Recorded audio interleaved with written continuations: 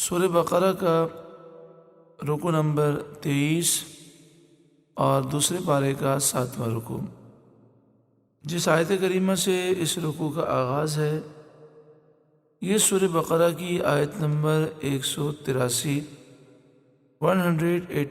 ہے۔ اللہ تعالیٰ نے ارشاد فرمایا، یا ایہا الذین آمنو، اے ایمان والوں، کتب علیکم الصیام، تم پر روزے فرض کیے گئے، کما کتب علی الذین من قبلکم، جیسے اگلوں پر فرض ہوئے تھے، لعلکم تتقون، کہ کہیں تمہیں پرہیزگاری ملے۔ یعنی اے ایمان والوں، تم پر روزے فرض کیے گئے جس طرح جیسے تم سے پہلے لوگوں پر روزے فرض کیے گئے تھے، لعلکم تتقون، روزوں کی فرضیت کا جو فائدہ ہے وہ یہ ہے کہ اس سے تمہیں تقوی اور پرہیزگاری نصیب ہوگی۔ اس آیت میں روزوں کی فرضیت کا بیان ہے۔ شریعت میں روزہ اس کا نام ہے کہ مسلمان مرد ہو یا حیض یا نفاس سے خالی عورت، صبح صادق سے غروب آفتاب تک بنیت عبادت، کھانے پینے اور عمل زوجیت سے دور رہے، اس کا نام روزہ ہے۔ یعنی مسلمان جو مرد ہو یا وہ مسلمان عورت جو حیض یا نفاس سے پاک ہو، خالی ہو، صبح صادق سے لے کر غروب آفتاب تک عبادت کی نیت سے کھانا پینا چھوڑ دے اور عمل زوجیت سے وہ دور رہے، تو اس کا نام روزہ ہے۔ رمضان کے روزے 10 شوال 2 ہجری کو فرض کیے گئے۔ اس آیت سے ثابت ہوتا ہے کہ روزے عبادت قدیمہ ہیں۔ حضرت آدم علیہ السلام کے زمانے سے تمام شریعتوں میں فرض ہوتے چلے آئے، اگرچہ دن اور احکام مختلف تھے، مگر اصل روزے سب امتوں پر لازم رہے۔ روزے کی یہاں جو برکت بیان کی گئی وہ یہ برکت بیان کی گئی، اور تم گناہوں سے بچو، کیونکہ یہ کسر نفس کا سبب ہے اور متقین کا شعار ہے، متقیوں کا طریقہ ہے۔ جب ہم کوئی بھی عبادت کرتے ہیں تو عبادت کا جو اہم فائدہ ہے وہ یہ ہے کہ اس سے دل کی گندگی دور ہوتی ہے، دل نرم ہوتا ہے، اور دل میں اللہ تعالیٰ کا خوف پیدا ہوتا ہے۔ جس کے دل میں اللہ کا خوف ہوتا ہے، پھر وہ خوف خدا کی وجہ سے گناہوں کو چھوڑ دیتا ہے، اور پھر وہ ایک ایسی زندگی گزارتا ہے کہ وہ زندگی اس کی دنیا کو بھی سنوار دیتی ہے اور آخرت کو بھی۔ روزہ، نماز، حج، زکوٰۃ، عمرہ اور دیگر عبادتیں یہ دل کو صاف کرنے والی ہیں، دل میں تقوی اور پرہیزگاری پیدا کرنے والی ہیں، دل میں اللہ کا خوف پیدا ہوتا ہے۔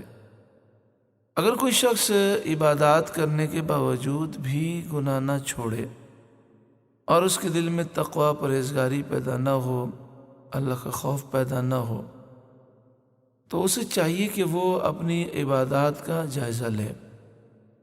ہو سکتا ہے اس میں ریاکاری ہو، دکھلاوا ہو سکتا ہے اس عبادت میں فرائض میں کوئی غلطی ہو، شرائط میں غلطی ہو، یا واجبات میں غلطی ہو، یا سنت مؤکدہ میں کوئی کوتاہی ہو۔ کوشش کرنی چاہیے کہ عبادات اس طرح ادا کریں کہ ظاہری اور باطنی آداب کو بجا لاتے ہوئے عبادات ادا کریں۔ فرائض، واجبات، شرائط، سنت مؤکدہ، بلکہ سنت غیر مؤکدہ، نوافل و مستحبات کا بھی خیال کرنا چاہیے۔ ظاہری آداب کے ساتھ ساتھ باطنی آداب کا بھی خیال ہو۔ جتنی نیت اچھی ہوگی، جتنا اخلاص زیادہ ہوگا، اتنی برکتیں زیادہ ملیں گی۔ جب نماز ادا کریں تو خشوع و خضوع ہو، توجہ ہو اللہ کی طرف۔ جب روزہ رکھیں تو یہ توجہ ہو کہ میں رب کی عظیم عبادت کر رہا ہوں، مجھے روزے کے مقام و مرتبے کو بھی سمجھنا ہے۔ روزہ رکھ کر گناہ کرنا اور روزہ رکھ کر شریعت کی پرواہ نہ کرنا، یہ سخت نقصان دہ ہے۔ احادیث طیبہ میں یہ فرمایا گیا کہ جو روزہ بھی رکھے لیکن گناہ نہ چھوڑے تو یہ صرف بھوکا پیاسا رہنا ہے، یعنی روزے کی کما حق ہو برکتیں نہیں ملتی۔ رمضان المبارک کا مہینہ اتنا پیارا مہینہ ہے کہ اگر پورا مہینہ کوئی روزہ رکھے اور جیسا روزہ رکھنے کا حق ہے اس طرح رکھے تو پھر رمضان المبارک کے بعد پھر وہ کبھی گناہ کے قریب نہیں جا سکتا، گناہوں سے اسے نفرت ہو جائے، دل روشن منور ہو جائے۔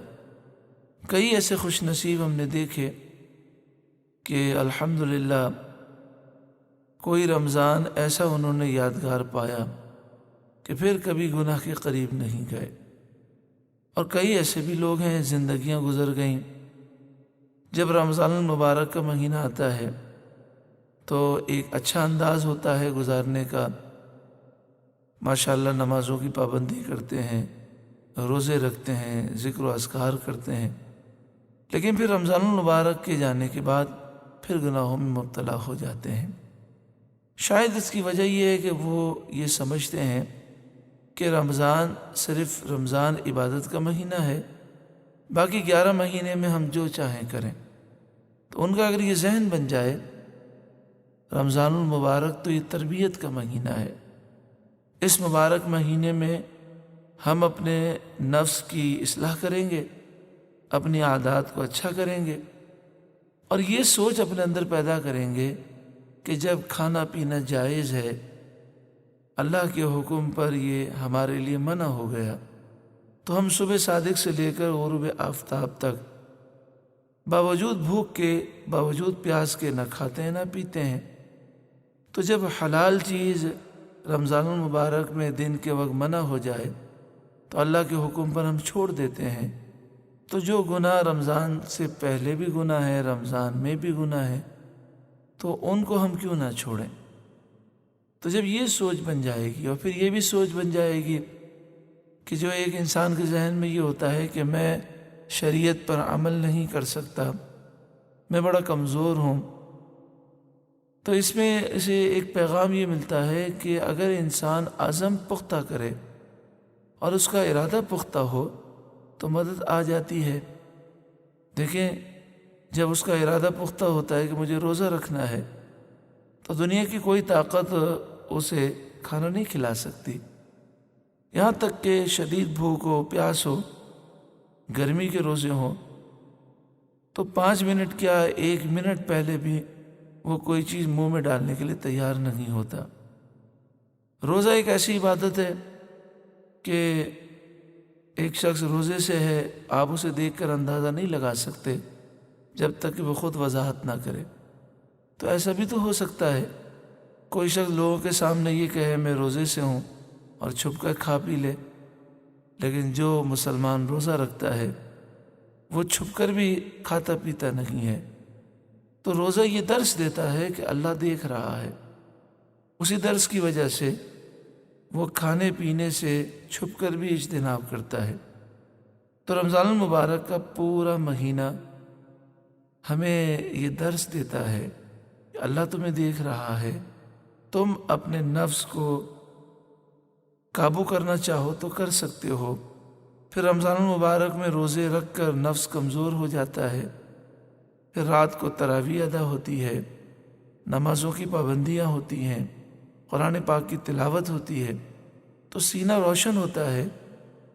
پھر مبارک راتوں میں رمضان المبارک کے آخری عشرے میں یا آخری عشرے کی طاق راتوں میں جب بندہ مومن گریہ وزاری کرتا ہے تو اس کا ظاہر بھی پاک ہو جاتا ہے، باطن بھی پاک ہو جاتا ہے، اور پھر وہ ایسا پاکیزہ رمضان گزارنے میں کامیاب ہو جاتا ہے کہ جب رمضان المبارک کی آخری رات آتی ہے، جب شب عید آتی ہے، جب وہ عید کی نماز کے لیے جاتا ہے اور واپس آتا ہے تو اسے بخشش کا پروانہ دے دیا جاتا ہے، یعنی اس کے لیے اللہ تعالیٰ بخشش کا اعلان فرماتا ہے۔ جب یہ ساری برکتیں مل جاتی ہیں پھر ایسا کرم ہو جاتا ہے کہ پھر وہ کبھی گناہ کے قریب نہیں جاتا۔ اس ساری گفتگو سے ہم یہ سمجھ گئے کہ بہت بڑا تعلق ہمارے ذہن سے ہے۔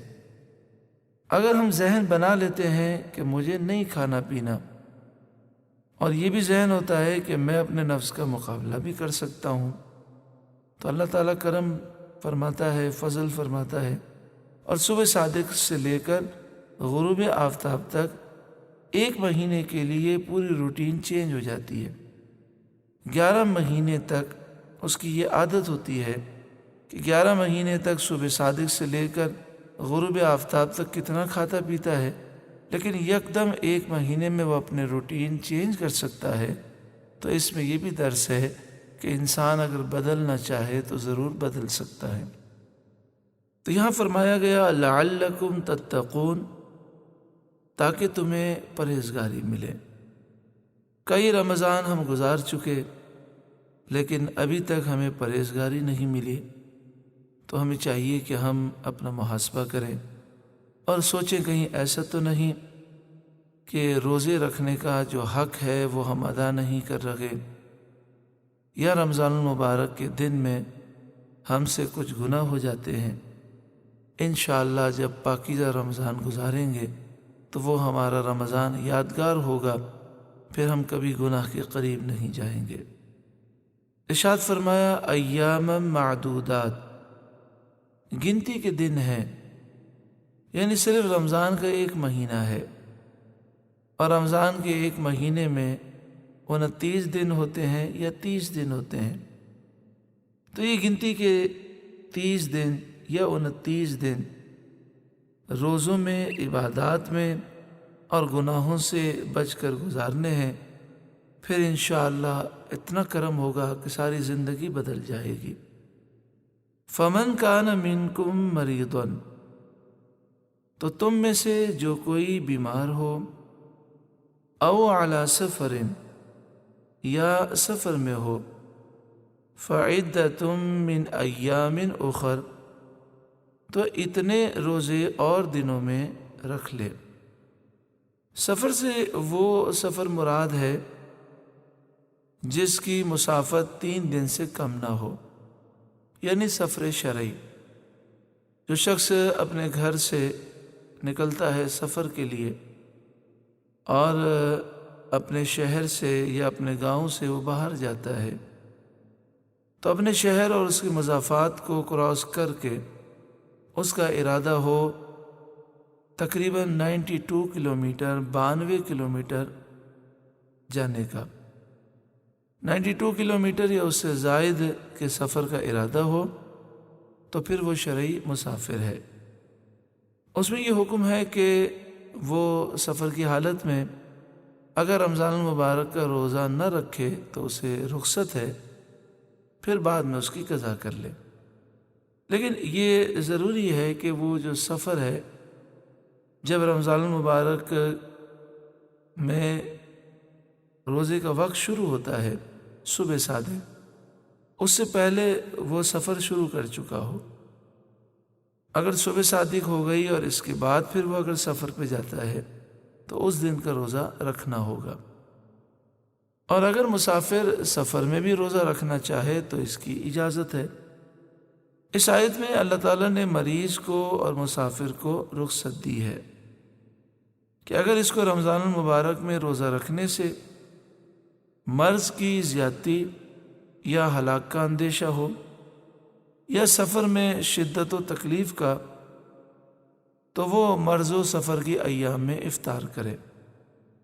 مریض کے لیے تو یہ ضروری ہے کہ اگر روزہ رکھنے سے بیماری کی زیادتی کا اسے اندیشہ ہو یا ہلاک ہونے کا اندیشہ ہو تو پھر وہ بیماری میں روزہ نہ رکھے، بعد میں اس کی قضا کر لے۔ لیکن مسافر کے لیے اگر سفر شرعی ہے تو وہ روزہ ابھی نہ رکھے اور بعد میں رکھنا چاہے، یعنی رمضان المبارک میں سفر میں ہے وہ روزہ نہ رکھے اور بعد میں اس روزے کی قضا کرے تو کوئی حرج نہیں ہے۔ ہاں، بہتر یہ ہے کہ سفر میں اگر شدت و تکلیف نہ ہو تو اسے چاہیے کہ وہ روزہ رمضان ہی میں رکھے۔ اب ایسا مریض یا ایسا مسافر جس کے روزے رمضان المبارک کے رہ گئے، اس نے نہیں رکھے، تو ایام منہیہ کے سوا اور دنوں میں اس کی قضا کرے۔ ایام منہیہ 5 دن ہیں جن میں روزہ رکھنا جائز نہیں، یعنی عید الفطر اور عید الاضحیٰ کا جو دن ہے اس میں روزہ رکھنا منع ہے، اور ذی الحجہ کی 11 تاریخ، 12 تاریخ اور 13 تاریخ کو روزہ رکھنا منع ہے۔ یہ 5 دن ہیں جن میں روزہ رکھنا جائز نہیں۔ تو اگر کسی کے رمضان المبارک کے روزے قضا ہو جائیں تو ان 5 دنوں کے علاوہ میں وہ اسے قضا کرے، یعنی اس قضا کو ادا کرے۔ مریض کو محض وہم پر روزہ چھوڑنے کی اجازت نہیں ہے، یعنی صرف یہ خیال ہو، وہم ہو کہ میں روزہ رکھوں گا تو میں ہلاک ہو جاؤں گا، یا میں روزہ رکھوں گا تو بیماری بڑھ جائے گی، یا روزہ رکھوں گا تو میں دیر سے تندرست ہوں گا۔ یہ تصور اگر صرف وہم کی صورت میں ہو تو پھر روزہ نہ رکھنے کی اجازت نہیں ہے، جب تک دلیل یا تجربہ یا غیر ظاہر الفسق طبیب کی خبر سے اس کا غلبہ ظن حاصل نہ ہو کہ روزہ مرض کے طول یا زیادتی کا سبب ہوگا، یعنی یا تو اس کے پاس کوئی دلیل ہو یا اس کا اپنا تجربہ ہو۔ تجربے سے مراد یہ ہے کہ روزہ رکھا کل تو طبیعت بگڑ گئی، تو معلوم یہ ہوا کہ روزہ رکھنے سے بیماری میں اضافہ ہو رہا ہے، یا اسے ایسے طبیب نے یا ڈاکٹر نے خبر دی ہو کہ جو فاسق مولن نہ ہو، وہ اعلانیہ گناہ کرنے والا نہ ہو، اور مسلمان طبیب ہو اور ماہر طبیب و ڈاکٹر ہو۔ وہ یہ کہے کہ آپ روزہ رکھیں گے تو ہلاک ہونے کا اندیشہ ہے، یا بیماری بڑھنے کا اندیشہ ہے، یا دیر سے تندرست ہونے کا اندیشہ ہے، تو ان چیزوں سے غلبہ ظن حاصل ہوتا ہے۔ جب یہ حاصل ہو جائے تو پھر اسے اجازت ہے کہ وہ رمضان المبارک میں روزہ نہ رکھے، بعد میں اس کی قضا کرے۔ جو بالفعل بیمار نہ ہو، یعنی بظاہر تو بیماری نہیں ہے، لیکن مسلمان طبیب جو کہ حاذق ہو، ماہر ہو، اور فاسق مولن بھی نہ ہو، اس کا فسق و فجور ظاہر نہ ہو، یعنی ایک ڈاکٹر جو بظاہر نیک محسوس ہوتا ہے، مسلمان بھی ہے، ماہر بھی ہے، یا طبیب ہے یا حکیم ہے، وہ یہ کہے کہ وہ روزہ رکھنے سے بیمار ہو جائے گا، تو وہ بھی مریض کے حکم میں ہے، یعنی اگر وہ رمضان المبارک میں روزہ نہ رکھے، بعد میں جب یہ معاملات درست ہو جائیں تو پھر اس روزے کی قضا کر لے۔ حاملہ یا دودھ پلانے والی عورت کو اگر روزہ رکھنے سے اپنی یا بچے کی جان کا یا اس کے بیمار ہو جانے کا اندیشہ ہو تو اس کو بھی افطار جائز ہے۔ افطار سے مراد یہ ہے کہ اگر وہ روزہ رمضان کا نہ رکھے، بعد میں رکھ لے تو اس کی اجازت ہے۔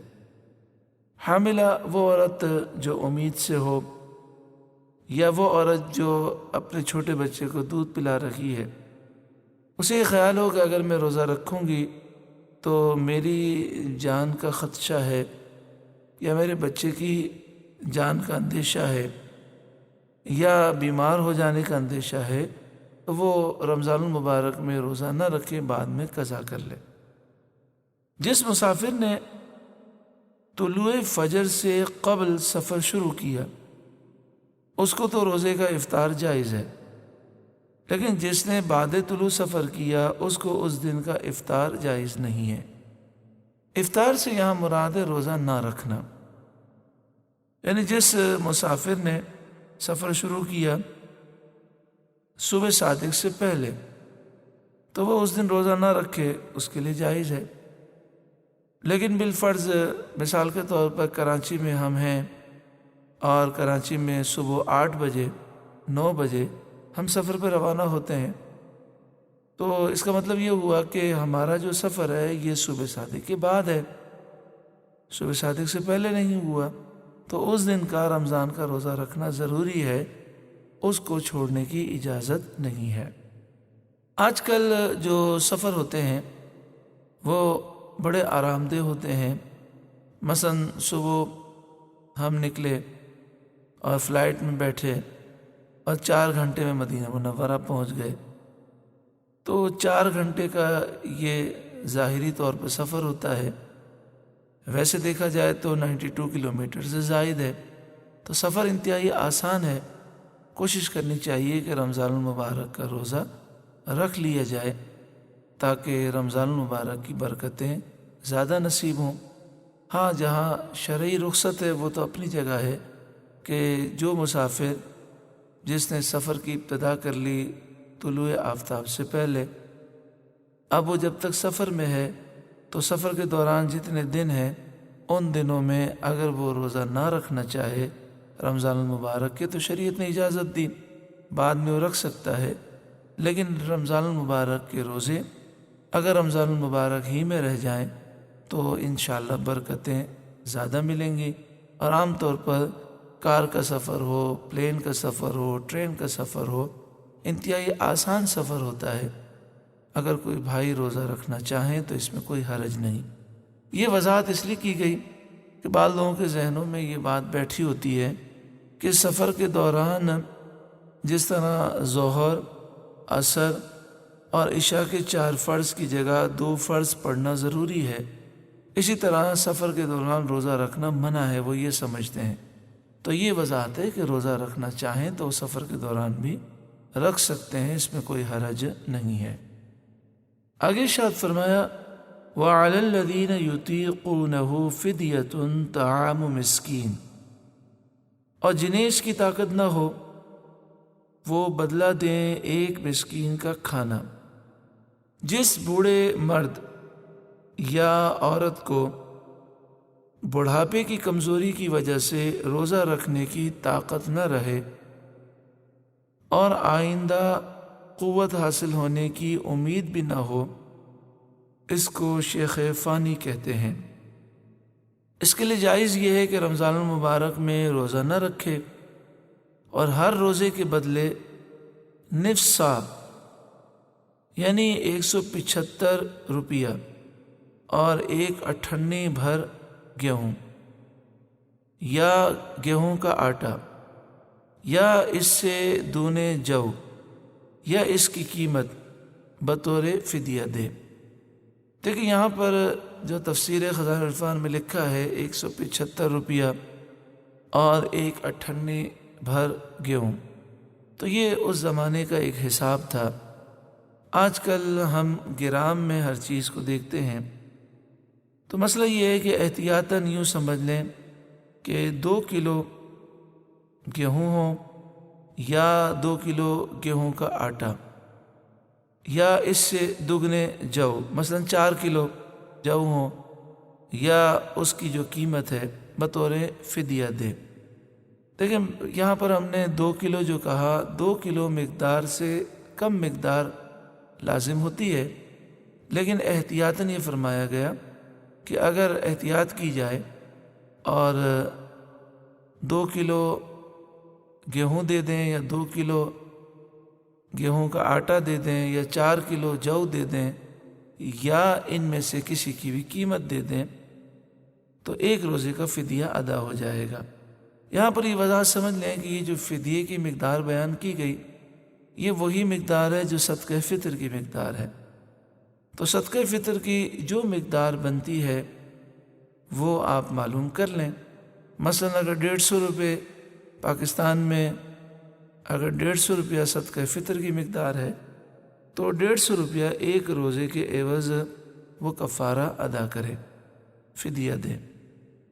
اگر فدیہ دینے کے بعد روزہ رکھنے کی قوت آ گئی تو روزہ واجب ہوگا۔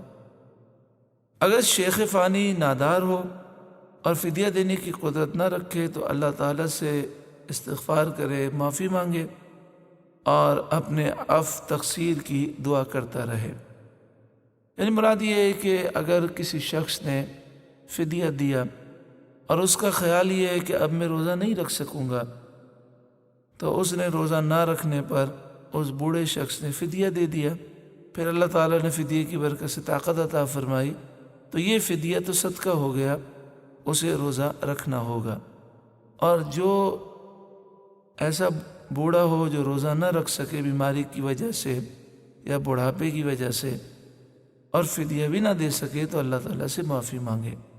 یہاں پر یہ بھی مسئلہ سماعت کر لیں کہ ایسا شخص جو بوڑھا تو نہیں، جوان ہے، لیکن ایسی بیماری پیدا ہو گئی کہ اس بیماری کی وجہ سے وہ رمضان کا روزہ نہیں رکھ سکتا اور آئندہ بھی رکھنے کی امید نہیں ہے۔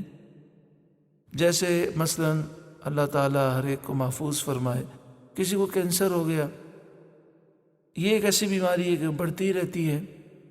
اب یہ اندازہ ہے کہ میں اس سال تو روزہ نہیں رکھ سکتا، لیکن آئندہ سال بھی شاید نہ رکھ سکوں۔ اگر میں زندہ بھی رہا تو میری جو بیماری ہے وہ تو بڑھ رہی ہے، تو پھر اس صورت کے اندر ایسا بیمار بھی فدیہ دے سکتا ہے۔ یعنی خلاصہ یہ ہوا کہ فدیہ روزے کا وہ دے سکتا ہے جو رمضان المبارک میں روزہ نہ رکھ سکے بیماری کی وجہ سے یا بڑھاپے کی وجہ سے، اور کیفیت ایسی ہو کہ آئندہ بھی امید نہیں ہے کہ ایسی طاقت پیدا ہوگی کہ وہ روزہ رکھ سکے گا، تو وہ فدیہ دے دے، تو اس کا فدیہ دینا درست ہے۔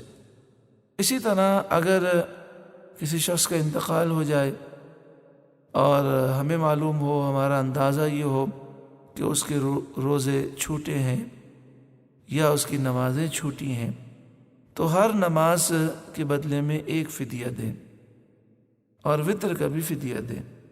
یعنی دن کی 5 نمازوں کے بدلے میں 6 فدیے دیں، 6 صدقہ فطر کی جو رقم ہے وہ کسی غریب کو دیں۔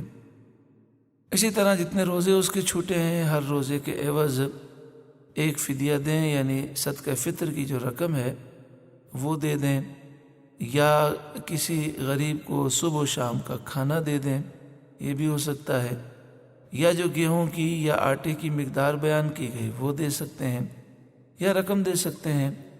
تو اس طریقے سے فدیہ ادا ہو سکتا ہے۔ اللہ تبارک و تعالی ہمیں صحت، تندرستی، عافیت نصیب فرمائے۔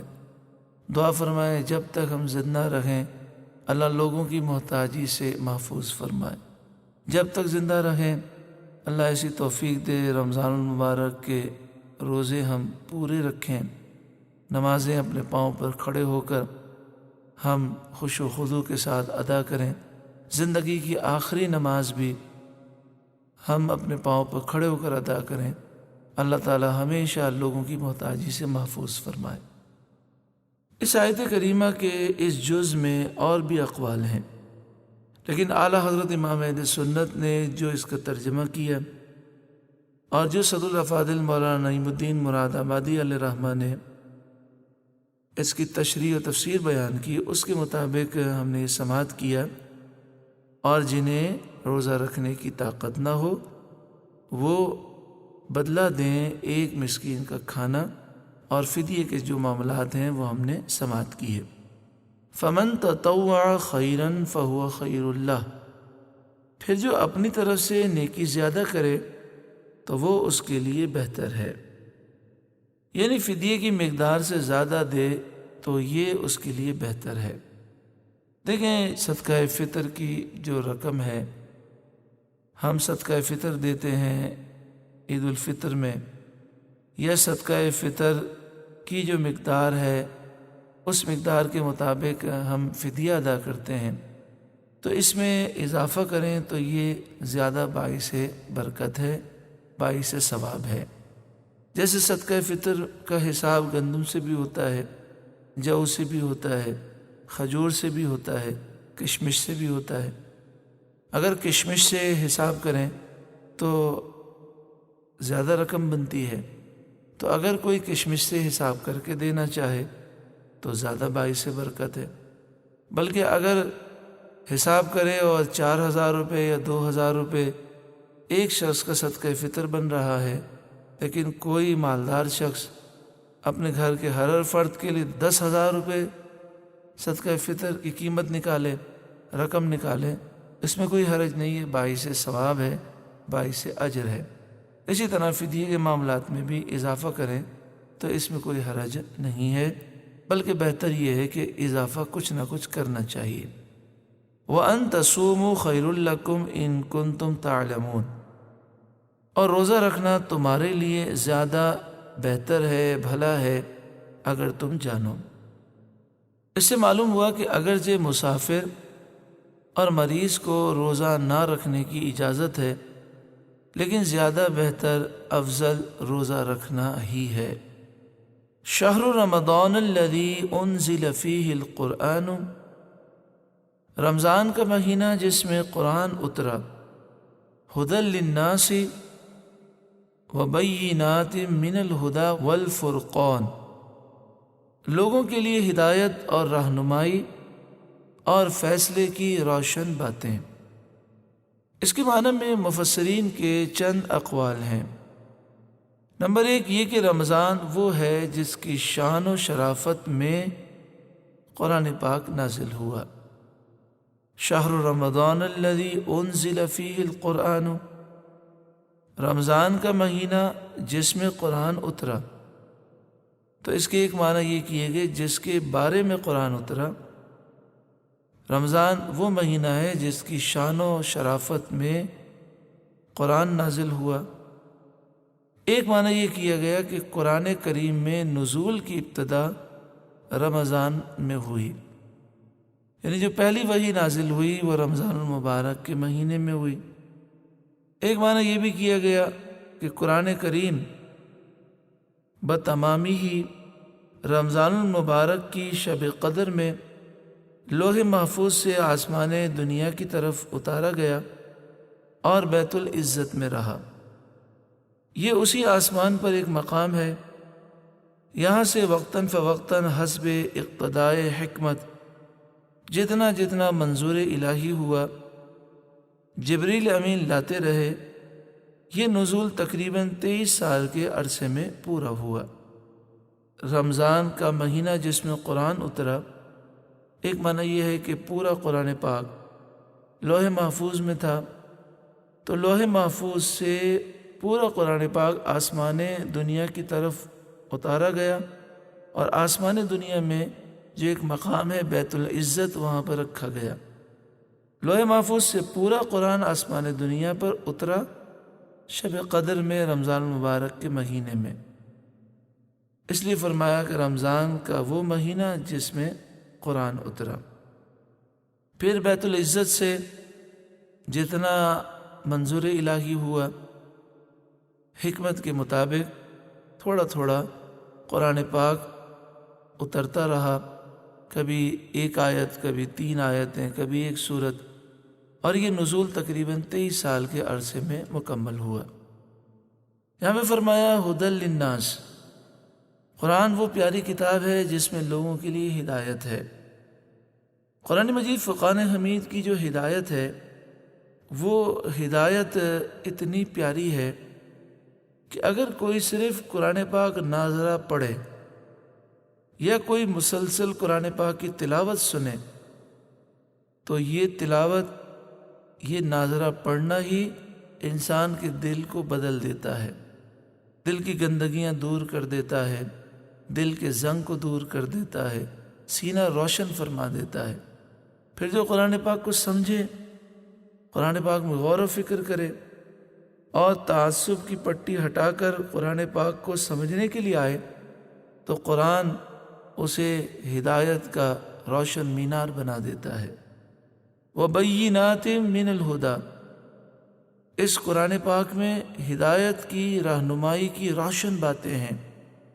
والفرقان، اور فرقان کی روشن باتیں ہیں۔ فرقان کے معنی ہے حق اور باطل میں فرق کرنے والی چیز۔ یہ پیارا کلام، اس کا ایک نام فرقان بھی ہے، جس کے معنی ہے حق اور باطل میں فرق کرنے والی چیز۔ تو اس میں فیصلہ، یہاں فرقان کا ترجمہ کیا فیصلہ، تو فیصلے کی روشن باتیں ہیں۔ قرآن حق کو اور باطل کو جدا جدا کر دیتا ہے، بندے پر حق واضح فرما دیتا ہے۔ میرے استاد محترم امیر المجاہدین حضرت علامہ خادم حسین رضوی علیہ رحمہ فرمایا کرتے کہ جب بھی کوئی نیا مسئلہ آتا، جب بھی کوئی نئے حالات پیدا ہوتے، تو میں جب پریشان ہوتا تو میں قرآن پاک کی تلاوت کرتا۔ جب بھی میں قرآن پاک کی تلاوت کرتا ہوں، مجھے قرآن پاک سے اس مسئلے کا جواب ملتا ہے، اور قرآن کی آیات سے یہ روشنی ملتی ہے کہ اس موقع پر کیا فیصلہ کرنا ہے۔ ارشاد فرمایا فَمَنْ شَهِدَ مِنْكُمُ الشَّهْرَ فَلْيَصُمْ، تو تم میں سے جو کوئی یہ مہینہ پائے ضرور اس کے روزے رکھے۔ فَلْيَصُمْهُ کے معنی ہے پس اس پر لازم ہے کہ وہ اس کے روزے رکھے۔ تو جس نے رمضان المبارک کا مہینہ پا لیا، اس پر روزہ رکھنا ضروری ہے۔ وَمَنْ كَانَ مَرِيضًا أَوْ عَلَى سَفَرٍ، اور جو بیمار یا سفر میں ہو، فَعِدَّةٌ مِّنْ أَيَّامٍ أُخَرَ، تو اتنے روزے اور دنوں میں رکھے۔ یہ پہلے بھی مسئلہ بیان کیا گیا، اب اس کی تاکید بیان کی گئی کہ بیمار یا جو سفر میں ہو، اگر روزہ نہ رکھنا چاہے تو نہ رکھے، لیکن بعد میں اس کی گنتی پوری کرنا ضروری ہے۔ یرید اللہ بکم الیسر، اللہ تم پر آسانی چاہتا ہے۔ ولا یرید بکم العسر، اور تم پر دشواری نہیں چاہتا، یعنی اللہ تعالیٰ نے تمہارے لیے احکام کو آسان فرمائے۔ اگر تم بیمار ہو، روزہ رکھنے کی طاقت نہیں رکھتے، یا سفر میں ہو، تو اجازت دی کہ ابھی رمضان المبارک کے روزے نہ رکھو، بعد میں رکھ لو۔ یہ اللہ تعالیٰ کی طرف سے کرم ہے، آسانی ہے۔ وَلِتُكْمِلُوا الْعِدَّةَ، اور اس لیے کہ تم گنتی پوری کرو۔ حدیث شریف میں ہے، حضور صلی اللہ علیہ وآلہ وسلم نے فرمایا، مہینہ 29 دن کا بھی ہوتا ہے، تو چاند دیکھ کر روزے شروع کرو، اور چاند دیکھ کر افطار کرو، یعنی عید مناؤ۔ اگر 29 رمضان کو چاند کی رؤیت نہ ہو تو 30 دن کی گنتی پوری کرو۔ وَلِتُكَبِّرُوا اللَّهَ عَلَى مَا هَدَاكُمْ، اور اللہ کی بڑائی بیان کرو، اللہ کی بڑائی بولو اس پر کہ اس نے تمہیں ہدایت کی۔ وَلَعَلَّكُمْ تَشْكُرُونَ، اور کہیں تم حق گزار ہو، یعنی اللہ تعالیٰ کی پاکی بیان کرو، بڑائی بیان کرو، اللہ کا ذکر کرو اس نعمت پر کہ اللہ نے تمہیں ہدایت دی، اور تم اللہ تعالیٰ کا شکر ادا کرو۔ تو جب تم اللہ تعالیٰ کی عبادت کرو گے، اللہ کا ذکر کرو گے، تو تمہارا شمار شکر گزاروں میں ہوگا۔ وَإِذَا سَأَلَكَ عِبَادِي عَنِّي فَإِنِّي قَرِيبٌ، اور اے محبوب جب تم سے میرے بندے مجھے پوچھیں تو میں نزدیک ہوں۔ وَإِذَا سَأَلَكَ، اور اے محبوب جب آپ سے سوال کریں، عبادی میرے بندے، عنی میرے بارے میں، تو آپ فرما دیجئے فإنی قریب، پس بے شک میں قریب ہوں۔ اس میں طالبان حق کی طلب مولا کا بیان ہے، یعنی جو اللہ تعالی کو طلب کرنے والے ہیں ان کی طلب کا بیان ہے، جنہوں نے عشق الہی پر اپنے حوائج کو قربان کر دیا، جنہوں نے اللہ کی محبت میں اپنی حاجتوں کو، ضرورتوں کو قربان کر دیا، وہ اسی کے طلبگار ہیں۔ انہیں قرب و وصال کے مژدہ سے شاد کام فرمایا، یعنی جو اللہ ہی کے طلبگار ہیں انہیں یہ خوشخبری سنائی گئی کہ اللہ تعالیٰ کا تمہیں قرب بھی حاصل ہے، اللہ تمہارے قریب ہے۔ انہیں قرب و وصال کی خوشخبری سنائی گئی۔ ایک جماعت صحابہ نے جذبہ عشق الہی میں سید عالم صلی اللہ علیہ وسلم سے دریافت کیا کہ ہمارا رب کہاں ہے؟ اس پر نوید قرب سے، قرب کی خوشخبری سے سرفراز کر کے بتایا گیا کہ اللہ تعالیٰ مکان سے پاک ہے۔ جو چیز کسی سے مکانی قرب رکھتی ہو وہ اس کے دور والے سے ضرور بعد رکھتی ہے۔ اللہ تعالیٰ سب بندوں سے قریب ہے، مکانی کی یہ شان نہیں۔ اللہ تعالیٰ جگہ سے پاک ہے، مکان سے پاک ہے۔ جو چیز کسی سے جگہ کے اعتبار سے قریب ہوتی ہے تو وہ دور والے کے لیے دور ہوتی ہے۔ اللہ تعالیٰ سب بندوں سے قریب ہے۔ منازل قرب میں رسائی بندے کو اپنی غفلت دور کرنے سے میسر آتی ہے، یعنی اللہ تعالیٰ تو تمہارے قریب ہے، تم اپنی غفلت دور کرو گے تو قرب کی منزلوں میں تمہیں رسائی حاصل ہوگی۔ یہاں پر ایک شعر لکھا صدر الافاضل مولانا نعیم الدین مراد آبادی علیہ الرحمہ نے، دوست نزدیک تر از من بمنست ویں عجب تر کہ من از وے دورم، یعنی میرا دوست میرے قریب ہے لیکن یہ بڑے تعجب کی بات ہے کہ میں اس سے دور ہوں۔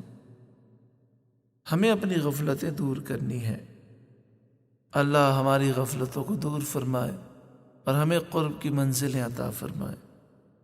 ارشاد فرمایا اجیب دعوت الداع اذا دعانی، دعا قبول کرتا ہوں پکارنے والے کی جب مجھے پکارے۔ اجیب میں جواب دیتا ہوں، دعا قبول کرتا ہوں، دعوت الداعی دعا کرنے والے کی دعا کو، اذا دعانی جب مجھ سے دعا کرے۔ دعا عرض حاجت ہے۔ دعا کے معنی ہے اپنی ضرورت، اپنی حاجت پیش کرنا، اور اجابت یہ ہے، دعا پر جواب دینا، قبول کرنا یہ ہے کہ پروردگار اپنے بندے کی دعا پر لبیک عبدی فرماتا ہے، اے میرے بندے میں حاضر ہوں۔ مراد عطا فرمانا دوسری چیز ہے، یعنی مفسر فرماتے ہیں حضرت صدر الافاضل مولانا نعیم الدین مراد آبادی علیہ الرحمہ کہ یہاں جو فرمایا گیا کہ جب میرا بندہ مجھ سے دعا کرتا ہے تو میں اس کی دعا قبول کرتا ہوں، جواب دیتا ہوں، اجابت دعا ہوتی ہے، تو فرمایا اس سے مراد یہ ہے کہ جب بندہ دعا کرتا ہے اور اپنی حاجت پیش کرتا ہے تو اللہ فرماتا ہے لبیک عبدی، اے میرے بندے میں حاضر ہوں۔ یہ اللہ تعالیٰ کی طرف سے جواب ملتا ہے دعا کرنے والے کو۔ باقی جہاں تک تعلق ہے جو مانگا وہ مل جائے، مراد عطا ہو جائے، وہ دوسری چیز ہے۔ وہ بھی کبھی اللہ کے کرم سے فی الفور فوراً مراد عطا ہو جاتی ہے، جو مانگتے ہیں فی الفور مل جاتا ہے، کبھی ایسا بھی ہوتا ہے۔ کبھی بمقتضائے حکمت کسی تاخیر سے، کبھی تاخیر میں حکمت ہوتی ہے تو تاخیر سے وہ مراد پوری ہوتی ہے۔ کبھی بندے کی حاجت دنیا میں روا فرمائی جاتی ہے، دعا مانگتا ہے، جو حاجت وہ مانگتا ہے، وہ جس حاجت کا ذکر کرتا ہے اللہ تعالیٰ وہ حاجت پوری فرما دیتا ہے دنیا میں، کبھی آخرت میں، اور کبھی ایسا ہوتا ہے کہ اللہ تعالیٰ آخرت میں دعا پر ثواب عطا فرماتا ہے، درجات بلند فرماتا ہے، دنیا میں جو مانگا وہ اسے نہیں عطا کیا جاتا۔ کبھی بندے کا نفع دوسری چیز میں ہوتا ہے، وہ عطا کی جاتی ہے، کبھی ایسا ہوتا ہے جو مانگا وہ نہیں دیا جاتا، لیکن ہمارا نفع کسی اور چیز میں ہوتا ہے، فائدہ کسی اور چیز میں ہوتا ہے، وہ عطا کر دی جاتی ہے۔ کبھی ایسا ہوتا ہے کوئی بلا مصیبت آفت آنے والی ہوتی ہے، وہ دعا کی برکت سے ٹل جاتی ہے، دور ہو جاتی ہے۔ کبھی بندہ محبوب ہوتا ہے، اس کی حاجت روائی میں اس لیے دیر کی جاتی ہے کہ وہ عرصے تک دعا میں مشغول رہے، یعنی اللہ تعالیٰ کو اس کی پکار پسند ہوتی ہے، تو کچھ عرصے تک جو مانگتا ہے وہ اسے عطا نہیں کیا جاتا تاکہ دعا میں مشغول رہے۔ کبھی دعا کرنے والے میں صدق و اخلاص وغیرہ شرائط پورے نہیں ہوتے، یعنی اس دعا کرنے والے میں صدق اور اخلاص اور جس طرح دعا مانگنے کے آداب ہیں وہ پورے نہیں ہوتے، تو اس لیے دعا کی قبولیت میں تاخیر ہوتی ہے۔ اسی لیے اللہ کے نیک اور مقبول بندوں سے دعا کرائی جاتی ہے کہ وہ سچے بھی ہیں، مخلص بھی ہیں، اور دعا کی شرائط کو پورا کرنے والے ہیں، حلال کھانے والے ہیں، کمانے والے ہیں، متقی پرہیزگار ہیں۔ تو اللہ کے نیک بندوں سے، مقبول بندوں سے دعا کرائی جاتی ہے تاکہ ان کی دعا ہمارے حق میں قبول ہو جائے۔ مگر یہاں یہ مسئلہ یاد رکھیں کہ روایت میں یہ ہے کہ جو بے نمازی ہوتا ہے، اور بے نمازی اسے بھی کہتے ہیں جو ایک وقت کی نماز جان بوجھ کے چھوڑ دے، اس کی دعا قبول نہیں ہوتی، اور کوئی نیک بندہ اس کے لیے دعا کرے تو نیک بندے کی دعا بھی اس کے حق میں قبول نہیں ہوتی۔ لہذا ہمیں بھی چاہیے کہ ہم سچی توبہ کریں، گناہوں کو چھوڑیں، اور توبہ استغفار کے بعد دعا مانگیں، انشاءاللہ ضرور کرم ہوگا۔ ناجائز امر کی دعا کرنا جائز نہیں، یعنی جو ناجائز کام ہے اس کی دعا کرنا جائز نہیں ہے، وہ گناہ ہے۔ دعا کے آداب میں سے ہے کہ حضور قلب کے ساتھ قبول کا یقین رکھتے ہوئے دعا کرے، یعنی دعا مانگتے ہوئے توجہ ہونی چاہیے، اور اس بات کا یقین ہو کہ میری دعا ضرور قبول ہوگی، اور شکایت نہ کرے کہ میری دعا قبول نہ ہوئی، کیونکہ حدیث پاک میں ہے کہ جو یہ کہتا ہے میری دعا قبول نہ ہوئی، جلدی کرتا ہے، اس کی دعا قبول نہیں ہوتی۔ تو دعا مانگتا رہے اور اللہ کی مشیت پر وہ اطمینان رکھے، اللہ کی رحمت پر یقین رکھے۔ ترمذی شریف کی حدیث میں ہے کہ نماز کے بعد حمد و ثنا اور درود شریف پڑھے پھر دعا کرے۔ جب بھی دعا مانگیں اول آخر درود شریف پڑھیں، حمد و ثنا کریں، بسم اللہ شریف پڑھیں، انشاءاللہ ان کی برکتوں سے دعائیں زیادہ قبول ہوں گی انشاءاللہ تعالی۔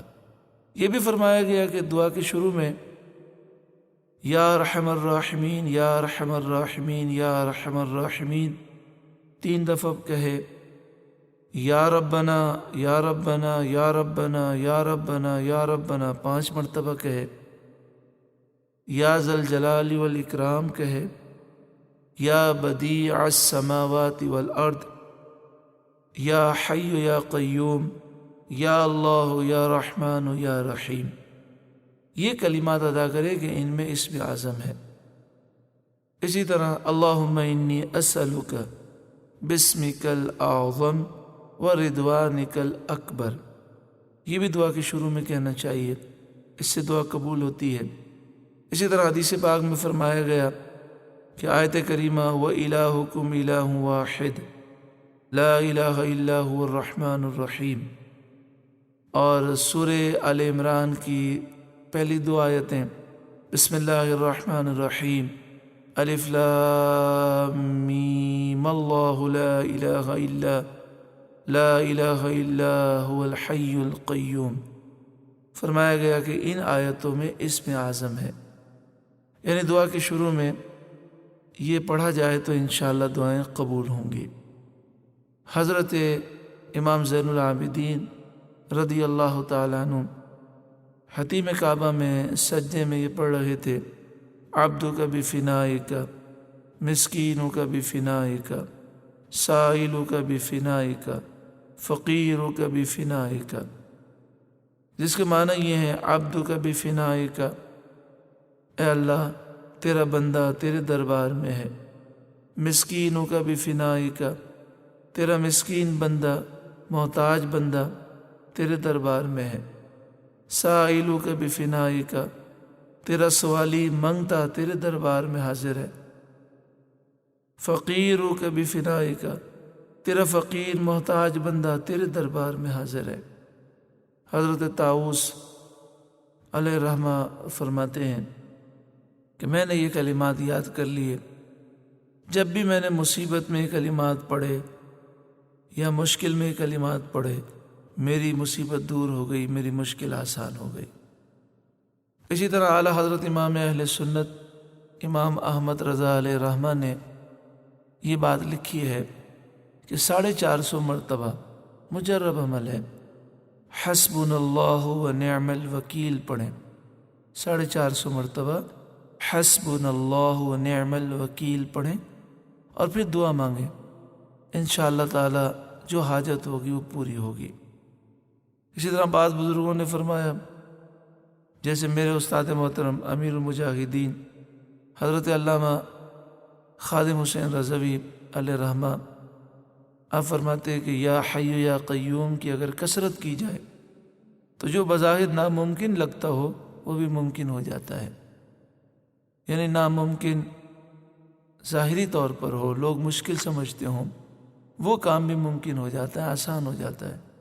تو یا حی یا قیوم کی کثرت کر لیں، 313 مرتبہ پڑھ لیں، یا مکمل پڑھ لیں یا حی یا قیوم برحمتک استغیث، انشاءاللہ اس کی برکتیں ملیں گی۔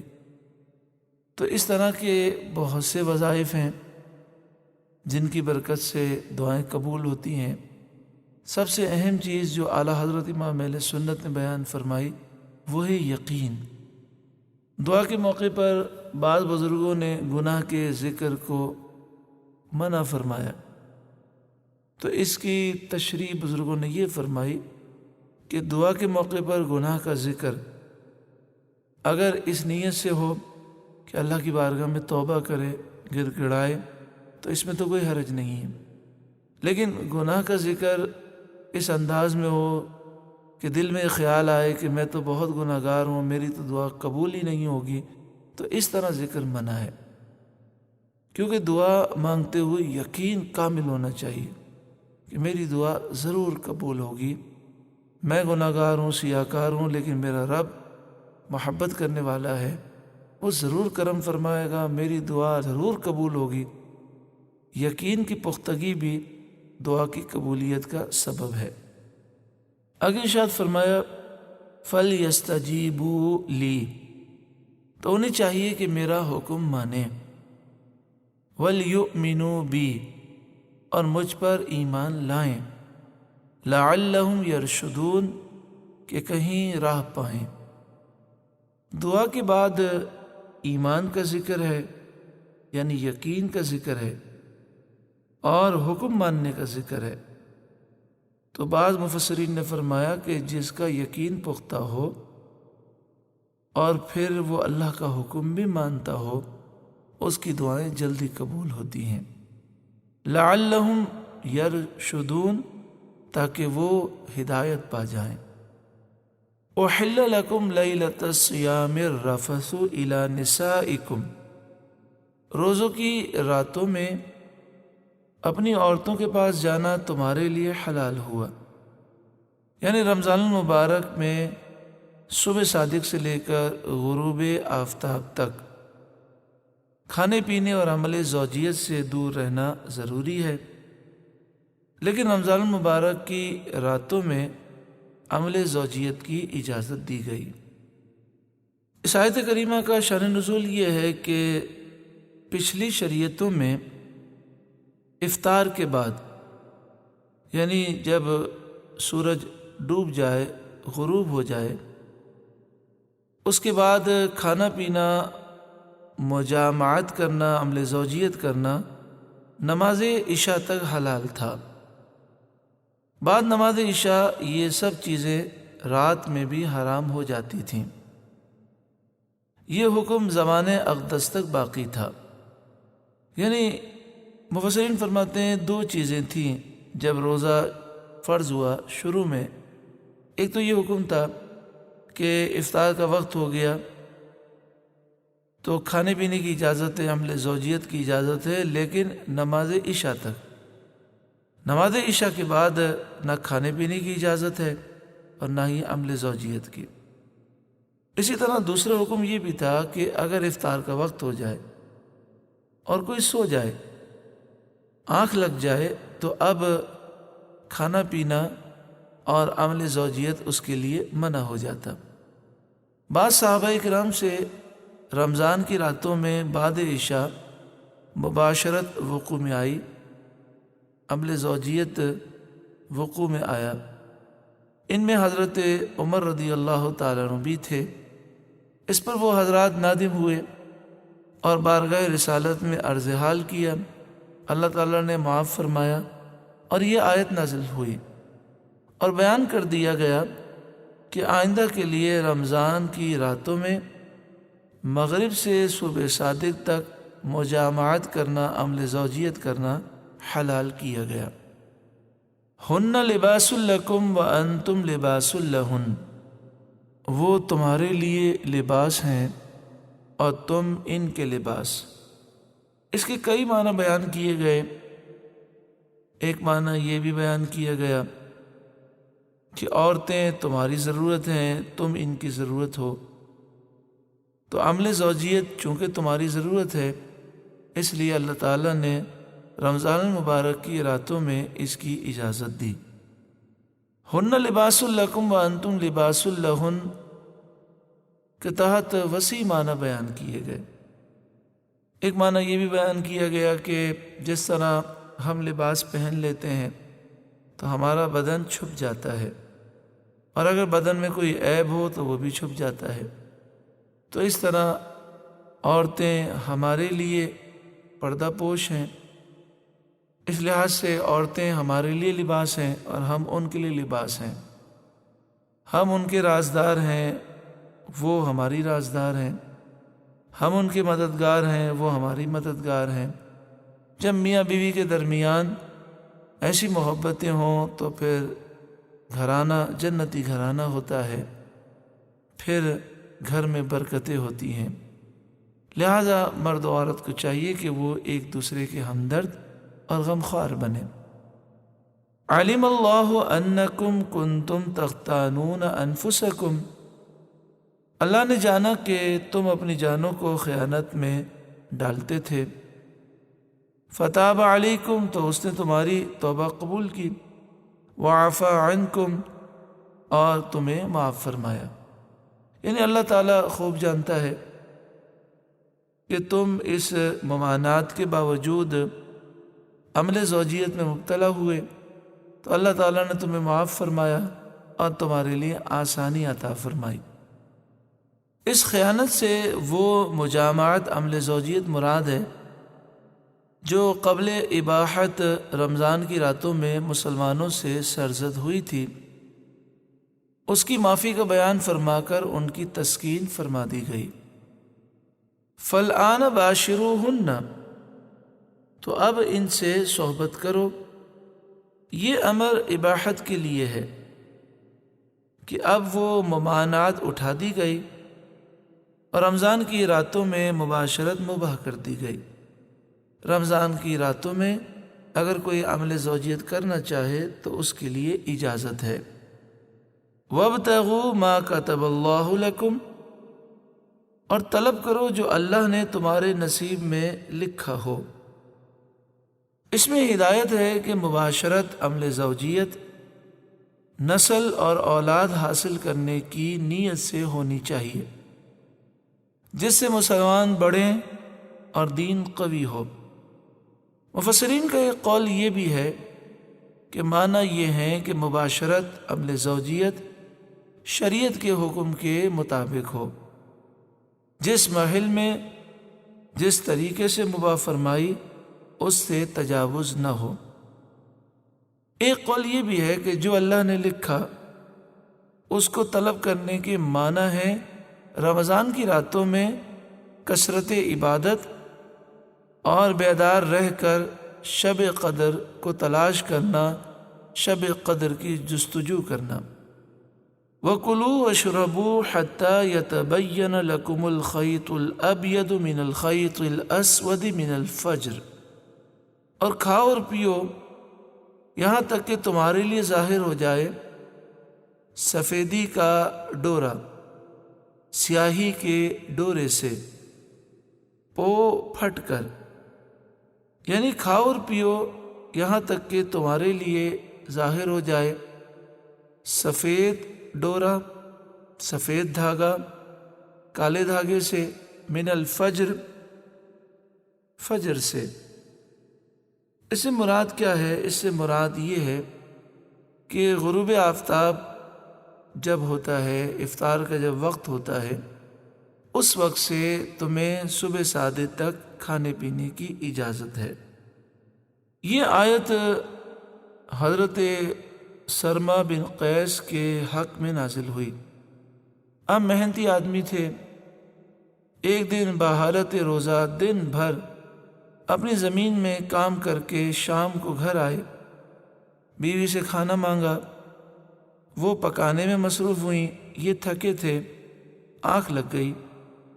جب کھانا تیار کر کے انہیں بیدار کیا، انہوں نے کھانے سے انکار کر دیا، چونکہ اس زمانے میں سو جانے کے بعد روزے دار پر کھانا پینا ممنوع ہو جاتا تھا، اور اسی حالت میں دوسرا روزہ رکھ لیا۔ ضعف انتہا کو پہنچ گیا تھا، یعنی کمزوری بہت زیادہ ہو گئی، دوپہر کو غشی آ گئی، بے ہوش ہو گئے۔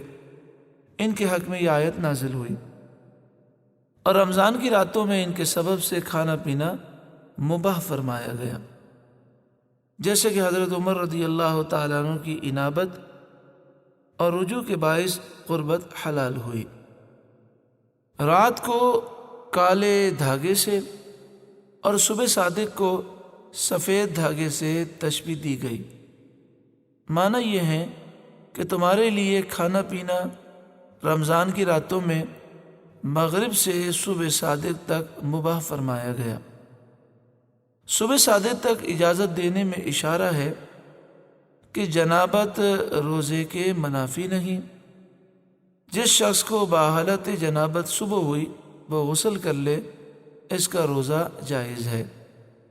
یعنی اگر کسی پر غسل واجب ہو اور صبح صادق ہو جائے تو وہ روزہ ضرور رکھے اور غسل کر لے اور نماز فجر ادا کرے۔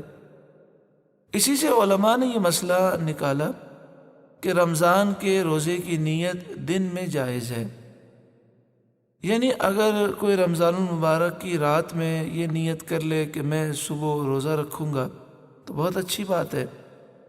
اگر اس کی نیت یہ ہو کہ میں صبح روزہ نہیں رکھوں گا کسی بیماری کی وجہ سے یا سفر کی وجہ سے، اگر بالفرض رمضان المبارک کی راتوں میں اگر وہ روزے کی نیت کر لے اور یہ نیت کرے کہ میں صبح روزہ رکھوں گا تو یہ افضل ہے۔ لیکن اگر وہ رمضان کی راتوں میں روزے کی نیت نہ کرے تو فرمایا کہ دن میں بھی وہ روزے کی نیت کر سکتا ہے۔ صبح صادق سے پہلے نیت نہیں کی تو صبح زوال سے پہلے پہلے وہ نیت کر سکتا ہے، جبکہ شرط یہ ہے کہ صبح صادق سے اس نے کچھ کھایا پیا نہ ہو۔ آگے ارشاد فرمایا ثم اتم الصیام الی اللیل، پھر رات آنے تک روزے پورے کرو۔ اس سے روزے کی آخری حد معلوم ہوتی ہے، اور یہ مسئلہ ثابت ہوتا ہے کہ بحالت روزہ کھانے پینے اور عمل زوجیت میں سے ہر ایک کے ارتکاب سے کفارہ لازم ہوتا ہے۔ علماء نے اس آیت کو صوم وصال یعنی جو پے در پہ روزے رکھے جاتے ہیں اس کے ممنوع ہونے کی دلیل قرار دیا۔ یعنی اس آیت سے دو مسئلے بیان کیے گئے۔ ایک تو یہ کہ جو شخص روزہ رکھ کر کھا پی لے جان بوجھ کر، یا وہ عمل زوجیت کر لے جان بوجھ کر روزہ توڑ دے، تو اس پر کفارہ لازم ہو جاتا ہے۔ لیکن اس کے مسائل بھی ہیں اور اس کے چند ضروری احکامات بھی ہیں، لیکن یہاں پر یہ لکھا ہے کہ یہ ثابت ہوتا ہے کہ بحالت روزہ خورد و نوش اور مجامعات میں سے ہر ایک کے ارتکاب سے کفارہ لازم ہو جاتا ہے۔ لیکن کفارہ کس پہ لازم ہوتا ہے، کس پہ نہیں ہوتا، اس کے احکامات باہر شریعت میں جو 5واں حصہ ہے اس میں احکامات موجود ہیں۔ دوسرا، اس آیت کریمہ سے یہ معلوم ہوا کہ بغیر سحری اور افطار کے مسلسل روزہ رکھنا یہ منع ہے۔ وَلَا تُبَاشِرُوهُنَّ، اور عورتوں کو ہاتھ نہ لگاؤ، وَأَنْتُمْ عَاكِفُونَ فِي الْمَسَاجِدِ، جب تم مسجدوں میں اعتکاف سے ہو۔ اس میں بیان ہے کہ رمضان کی راتوں میں روزے دار کے لیے عمل زوجیت حلال ہے جب کہ وہ معتکف نہ ہو۔ اعتکاف میں عورتوں سے قربت اور بوس و کنار حرام ہے۔ مردوں کے اعتکاف کے لیے مسجد ضروری ہے۔ معتکف کو مسجد میں کھانا پینا سونا جائز ہے۔ عورتوں کا اعتکاف ان کے گھروں میں جائز ہے۔ اعتکاف ہر ایسی مسجد میں جائز ہے جس میں جماعت قائم ہو۔ اعتکاف میں روزہ شرط ہے۔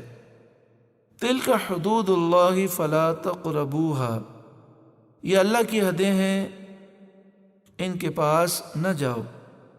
کذالک یبین اللہ آیاتہ للناس لعلہم یتقون، اللہ یوں ہی بیان کرتا ہے لوگوں سے اپنی آیتیں کہ کہیں انہیں پرہیزگاری ملے۔ وَلَا تَأْكُلُوا أَمْوَالَكُمْ بَيْنَكُمْ بِالْبَاطِلِ، اور آپس میں ایک دوسرے کا مال ناحق نہ کھاؤ۔